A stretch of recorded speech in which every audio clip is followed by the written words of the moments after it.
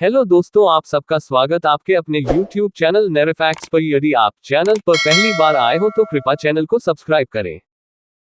नदी के साथ मनुष्य का गहरा संबंध रहा है। प्राचीन काल से ही सभ्यताओं का जन्म नदियों के किनारे होता रहा है और नदियों के द्वारा लोगों का लालन पालन किया जाता रहा है।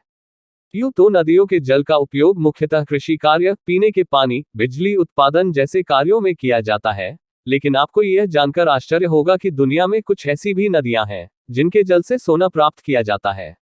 इस लेख में हम दुनिया के कुछ ऐसी ही गिनी चुनी नदियों का विवरण दे रहे हैं जिनके जल से सोना प्राप्त किया जाता है।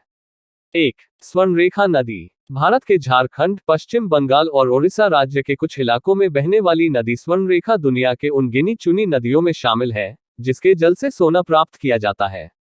झारखंड में तमाड़ और सारंडा जैसी जगहों पर स्वर्णरेखा नदी के पानी में स्थानीय आदिवासी रेत को छानकर सोने के कण इकट्ठा करने का काम करते हैं। आमतौर पर एक व्यक्ति दिन भर काम करने के बाद सोने के 1 या 2 कण निकाल पाता है।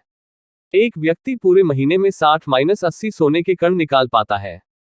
हालांकि किसी महीने में यह संख्या 30 से भी कम होती है। ये कण चावल के दाने या उससे थोड़े बड़े होते हैं। रेत से सोने के कण छानने का काम साल भर होता है। सिर्फ बाढ़ के दौरान 2 माह तक काम बंद हो जाता है। रेत से सोना निकालने वालों को एक कण के बदले 80-100 रुपए मिलते हैं। एक आदमी सोने के कण बेचकर माह भर में 5-8 हजार रुपए कमा लेता है। हालांकि बाजार में इस एक कण की कीमत करीब 300 रुपए या उससे ज्यादा है। स्थानीय दलाल और सुनार यहाँ के आदिवासी परिवारों से सोने के कण खरीदकर करोड़ों की संपत्ति बनाई है।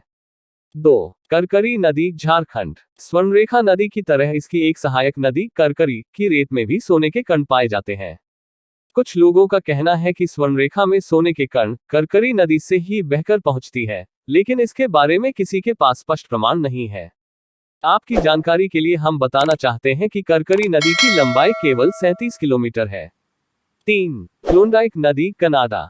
कनाडा के डॉसन शहर में बहने वाली क्लोंडाइक नदी से भी सोना निकाला जाता है। ऐसा माना जाता है कि इस नदी की तलहटी में सोना बिछा पड़ा है। 1896 में जॉर्ज कार्मेक, डॉसन सिटी चार्ली और स्कूकम जिम मेसन ने सबसे पहले इस नदी में सोना होने की बात बताई थी। जैसे ही क्लोंडाइक नदी में सोने होने की खबर फैली, इस शहर में लोगों का, खास तौर से सोना खोजने वालों का तांता लग गया। 1898 में इस शहर की आबादी महज 1500 थी, जो कि रातों रात बढ़कर 30,000 हो गई। क्लोंडाइक नदी के जल से सोना प्राप्त करने की विधि। सर्वप्रथम सोने वाली इस नदी के पास जमी रेत को बाल्टियों में इकट्ठा किया जाता है, फिर उसे कई बार छाना जाता है। इसके बाद नदी के पानी को छोटे छोटे बर्तनों में रखकर जमाया जाता है। फिर इस बर्फ से सोने के टुकड़ों को अलग किया जाता है। सोने के ये टुकड़े कई शक्ल में होते हैं। कुछ टुकड़े मोतीनुमा होते हैं, कुछ पतले छिलके के समान होते हैं एवं कुछ गुच्छे के आकार के भी होते हैं। सोना तलाशने के लिए यहाँ कोई रोक टोक नहीं है।